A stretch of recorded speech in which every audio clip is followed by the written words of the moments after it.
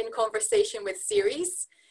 We've got a number of these rolling out over the next couple of weeks, and today I am joined by Joe Madden, who is the Managing Director of PMP Surveyors. Thank you very much for joining us, Joe. Good morning, Ingrid. Thank you for having me. I'm good. How are you? Very well. Yep, keeping busy. Strange times, but keeping busy and keeping positive. I know. It's not ideal. For those who don't know me, I'm Ingrid McGee. I'm a partner at Wakeman's. I head up the Employment, Pensions and Immigrations team in Scotland, and Joe is the Managing Director of PMP Surveyors and has been with the business since 2015. Joe, would you want to give us a bit of chat about how that's evolved for you over the last few years since you started with PMP? Yep, sure. Ingrid, it's been a really kind of good 5 years that we've had. I joined in 2015. At the time, PMP were a very good, solid and professional building surveying team based out of Edinburgh with one office and 6 staff. And I was brought on to help build the business, starting with opening the Glasgow office. So we started in May 2015, 5 years ago. And during that period of time, we've opened Glasgow, established a base here. We've grown our core building surveying services in Glasgow and Edinburgh to help to lift the profile of both offices. We've made a couple of key hires during that time in those teams.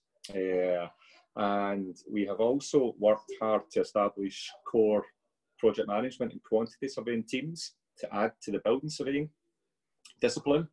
And a year and a half ago, we opened the Manchester office. So over that 5 years, we've gone from one office in Edinburgh with 6 staff to 3 offices, 41 staff, 3 main disciplines: building surveying, project management, quantity surveying, and we also have a London base without staff, but the London base helps to service key clients. Oh, fantastic. So you've been a busy man over the last few years then? Yeah, we've got a very good team, and we've got good clients that have been supportive. So it's been a great journey so far. Oh, that's brilliant. I suppose one of the benefits of these conversations that we're having regularly with our clients and contacts, obviously we're going through very strange times at the moment. We've had to kind of work from home, basically most businesses overnight.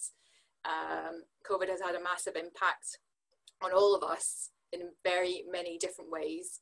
And I suppose what would be quite interesting to understand is what kind of challenges has that posed for you as a business?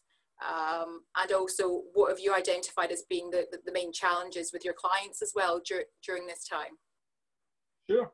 Yeah. The challenges for the business, Ingrid, I mean, we at the outset, we didn't know that the lockdown would be as severe, as strict, or that it would carry on for as long when we started to make plans. I think we all thought a few months maybe, and we now know that it's going to be far more than that. But at the time, we just thought through, A, is the business resilient? B, how can we ensure the safety of our staff and ensure that staff have a degree of confidence and a feeling of security? C, looking at our wider network of contacts, including our clients, and D, looking at the wider market in terms of how what we do might change temporarily or longer term. So we immediately started to look at staff, our first concern, because this was and still is an unknown. Can they work from home? Can we make sure that they maintain a sense of belonging and well-being when they work from home? Are we providing whatever we have to provide from a technical and IT point of view to allow them to do their jobs efficiently and productively? And to have, particularly for junior staff, I think this is important, to have senior support and guidance whilst being remote. Yeah. So that was the big one for us to look at and to start to form procedures and policies and methods of communication to keep talking to our staff. Now, we are if you look at our website and you follow our profile on LinkedIn, we're a fairly personable firm. We're probably the opposite of corporate. Whilst being professional. As we can see by your caricatures actually in the back wall there. Absolutely. We like the caricatures, and we get a lot of mileage out of those caricatures. So we do like to be fun and personable, and it's hard to cover such a serious topic and to give staff comfort and security whilst maintaining the kind of family fun feel that we have about the firm. So it's a fine balance, but we worked in that. We worked closely with staff. We involved them in the process, Ingrid. We asked them for feedback and questions and ideas. We did, before lockdown, we tested the work from home procedures that we had set up, and we pushed the boundaries with IT to check that everybody could continue to work, and that they would feel that they were doing a job, and the clients wouldn't feel that there were gaps, essentially.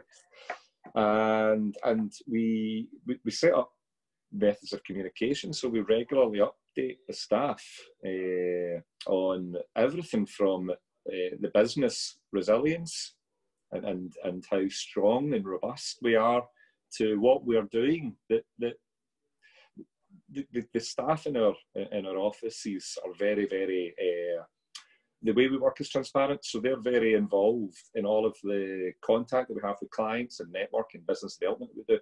And that is lost when you're working from home. So we've been very, very keen to ensure that everything we do is shared with them. New wins, new opportunities that we're having, new clients, new services that we can provide, because we've all had to adapt during this time. We've been very keen to ensure that we continue to share that with staff on a weekly basis.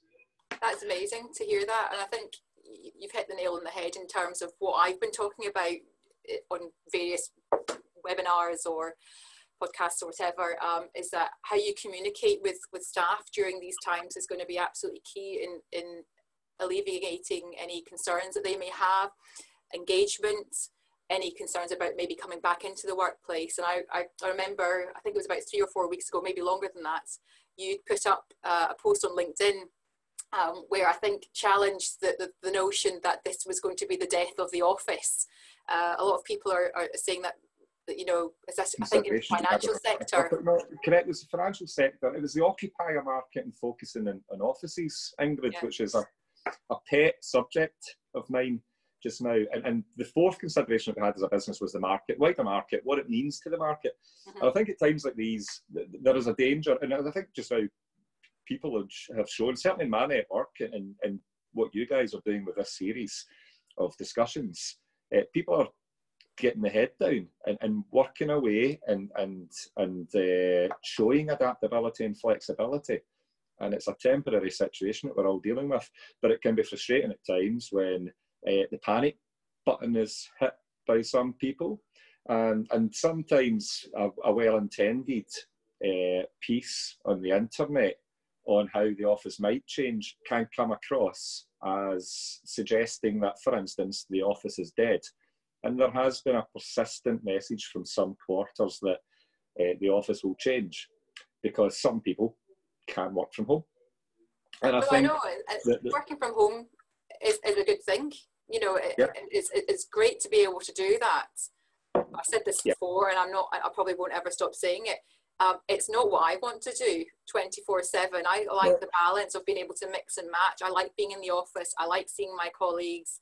I like the work, the office environment. You mentioned their culture, values, engagement.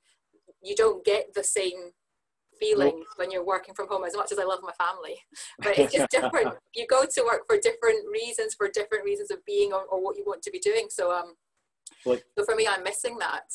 Like anything in life, it's all about balance, which is the point you made, Ingrid. It's balance. And there will be benefits, I'm sure, in the future. More employers will offer flexible working. People will avoid rush hour. People will work at home and in the office. But the point is that the office is still critical to businesses being able to demonstrate and share their business personality, to offer support to younger staff that need more training and support and are growing in their career, social interaction, mental health and well-being, collaborative working. These are all benefits of the office. And I think that it was just, I was trying to be an antidote to the negative "the office is dead" message that was creeping in and still does. You know, there will be a debate all over. But I'm convinced that, you know, some will change Some will need more space, some will need less space. The vast majority will just have the same amount of office space. We'll maybe just use it slightly differently. Subtle changes. Yeah, and that's the thing. It was a welcome antidote. So thank you for that, because I don't like the idea of a world or a corporate world where it is the death of the office. I very much want that to come back when all this dies down. Agreed. So it's been really helpful to understand, one, the challenges that you face, but also predominantly how you've actually overcome those challenges. It's great to hear, and it's all done with a lot of positivity and a lot of thought in mind, which is nice of you to share with us. And I suppose I said this in the last one, but I listen to a lot of podcasts, and I like how they normally end with if you were to give us 1 or 2 golden nuggets about either how to deal with this pandemic, or deal with return to work, or deal with this situation either financially, economically, commercially, what would that be? What would be your golden nugget to share with us all? Sure. Lots, Ingrid, so I'll try and keep it brief. I'll avoid the obvious. I'll avoid the be adaptable, be flexible, be positive. I think absolute key is communication, Ingrid. Now, whether that's your first network, your family is your co-workers. And if you're working remotely, communication is absolutely key. Not just the frequency of communication, but the tone and what you're saying, the friendliness. You need a different type of communication when staff are remote. They need an arm around their shoulder, they need to feel important and valued and confident. So getting that right is absolutely key, and working on that. We made a point, all of the board members, all of the lead directors, of making sure that we were phoning every single member of staff regularly, furloughed or not furloughed, because we have all taken advantage of the furlough system. And talking to them about work and telling them face to face or over the phone about how the business was doing and what we're working on, but also deliberately not talking about work, and we've all done it. So PMP, there seems to be a good kind of habit of discussing family recipes, home cooking recipes. So people are sharing home cooking and different recipes, but getting that communication correct internally, keeping staff up to date, keeping them involved. Critically, keeping communication strong and consistent externally as well. So, you know, the message that we spoke about earlier and the benefits of the office, make sure that your staff are buying into that and that they're keeping that message consistent. Talk to clients regularly, whether they're active or not, whether they're furloughed or not. Talk to your extended network. Be there for your network and make sure that you're there for them as well. And I think key is not kind of bunkering down, but looking forward. Because out of all of this, we're going to get back to a degree of normality. How much it changes, we don't know yet. But this is a temporary situation, isn't it? And we work in property. We're very reliant on investment, and we're very reliant on development. And the indication from most of our clients certainly is that they are going to be buoyant and active as soon as we get out of the other side of this. We're recognising activity already. There are properties and development opportunities coming to the market. In Glasgow, Edinburgh and Manchester, there's off-market situations that we're looking at, and we're doing spec work for clients on those. So it's been best prepared for that. Coming out of this with as much strength as you can, and making sure that your clients in the market know that you're in a good place, you're unscathed, and that you're ready to hit the ground running. So I think communication is the one that I would hold up as being the golden nugget. Get it right, don't panic, be consistent. Brilliant. Love that. I absolutely agree. I think communication is absolutely key in these times.